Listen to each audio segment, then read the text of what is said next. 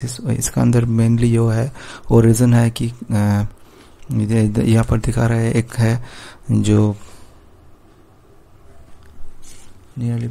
Pune Department of Financial Protection and Innovation shut down Silicon Valley Bank on Friday. उसके बाद next point है low on available cash. इन लोगों के पास कैश बहुत लो हो गया था. नेक्स्ट पॉइंट था रेगुलेटर अपॉइंटेड द FDIC मतलब federal deposit insurance corporation. And next point है FDIC created a new bank, the national bank of Santa Clara, to hold the deposit and other asset of the failed one. And next point है new entity would be operating by Monday morning. Next point है bank was caught by higher interest rates. SVB bought huge amount of bonds, kept small amount of deposits on hand and invested the rest with the hope of earning a return. So मतलब ये है total कि friends यहाँ पर एक तो है ये सिलिकॉन वैली का ये कोलैप्स होने के पीछे जो रीज़न दिखा रहा है, यहाँ पर जो पॉइंट लिखा हुआ है, एक तो है पहले से demand huge demand of cash होने के रीज़न से. इसके साथ साथ यहाँ पर जो इन्वेस्टेड अमाउंट था, तो जो बैंक का मैनेजमेंट था उन्होंने सोचा था कि इतना डिपॉजिट तो अभी कैश की ज़रूरत नहीं पड़ेगा, तो उन लोगों ने इसको बॉन्ड में कन्वर्ट कर दिया था. और वो बॉन्ड इन्वेस्टेड था वो स्टॉक्स में. अभी क्या हुआ, वहाँ एक तो इन्फ्लेशन चल रहा है, उसके साथ साथ वहाँ पर डिमांड का क्राइसिस भी ज़्यादा हो गया. और डिमांड जितना भी होते गए उसके साथ साथ प्रेशर भी उतना ही पुटिंग प्रेशर हो गया. और बैंक का जितना भी क्लाइंट था वहाँ पर भी प्रेशर था. नाउ फ्रेंड्स, फेडरल का जो इन्फ्लेशन का रेट हाइक हुआ था, उसके साथ इन्फ्लेशन हाई हो गया था. उसके साथ साथ पुटिंग प्रेशर भी हुआ था. वहाँ का जो बैंक जितना भी क्लाइंट है वो जिन सब क्लाइंट था, जो huge amounts invested in banks and they also because of dried up they withdraw the amount.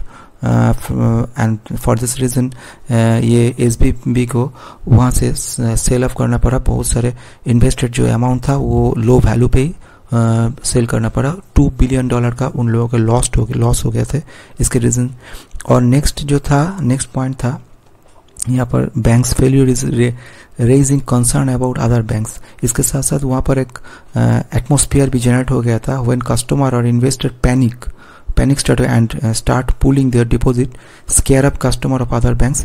ये अदर जो बैंक का जितना भी कस्टमर वो भी स्केयर हो गया और एक दौरान स्केयरिंग इन्वायरमेंट क्रिएट कर दिया था.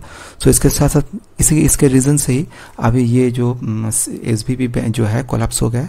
उसके साथ साथ क्या हुआ, $175 बिलियन जो था वो कस्टमर डिपॉजिट कर लिया था. FDIC कॉर्पोरेशन जो है इन ट्रांसफ़र कर दिया था.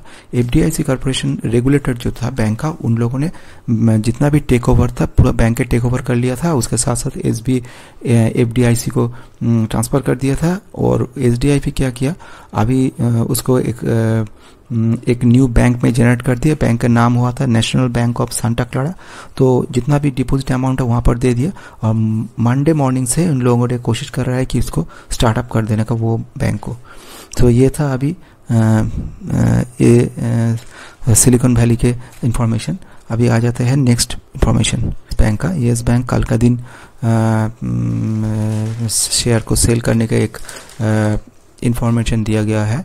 लिखा है 3-year lock period for the 8 lenders who bought stake worth ₹10,000 crore in the private sector bank expires on Monday.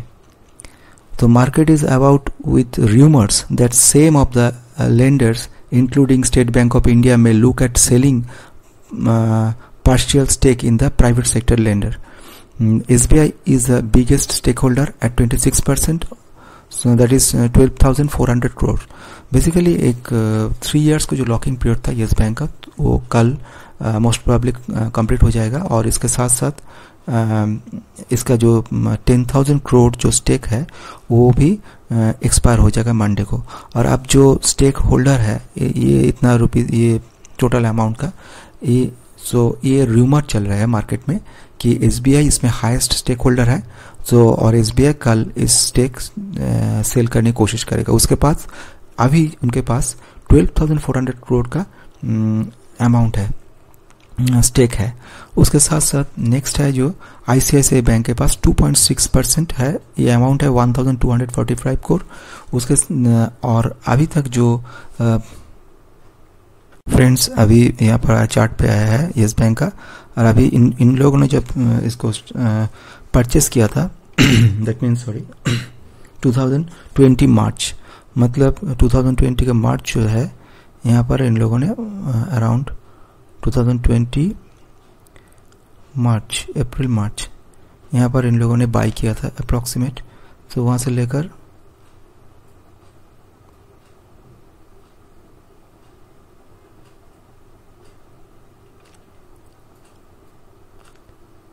अप्रैल मार्च यहाँ पर इनका प्राइस था अप्रॉक्सीमेट 26 रुपीज़ था इनका प्राइस।